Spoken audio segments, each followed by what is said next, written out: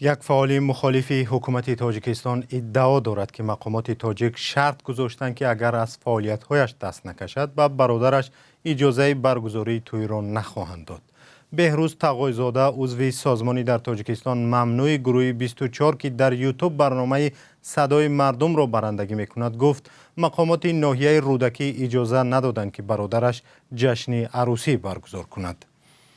همکارم میرزانبی خالقزاد این قضیه را پیگیری کرد و در استودیو با ماست. میرزانبی، با بهروز صحبت داشتید، میتونید جزئیات را بگویید؟ بله مؤمن، بهروز تقوی‌زاده در صحبت ویدیویی هم که داشتیم گفت خویشاوندانش از وی خواستند که از فعالیت‌هایش دست کشد، زیرا مقامات نزد آنها شرط گذاشتند که اگر وی از فعالیت‌های سیاسی و تنقیدی حکومت دست نکشد برای برگزاری جشن عروسی برادرش اجازه نمی‌دهند. طوری می‌دانیم در تایسان برای برگزاری جشن باید مقامات را رسما خبردار کرد و اجازه گرفت. خویشاوندان بهروز برای توی عروسی برادری او که قرار بود روز 11 دکبر چند روز بعد برگزار شود آمادگی می‌دیدند.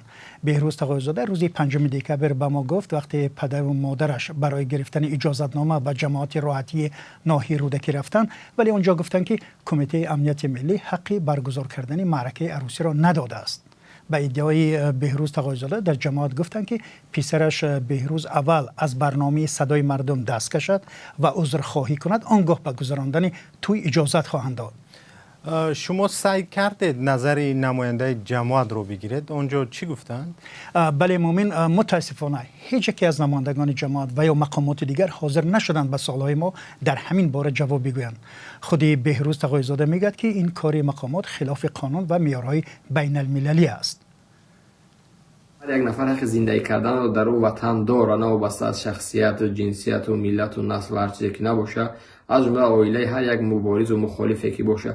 اگر من مخالف هستم، من حق آزادی خودم دارم و هیچ نفر نزدیکی من، برادر، خواهر، دادر یا که خشتبار من در این جرم من اگر جرم است شریک نیست.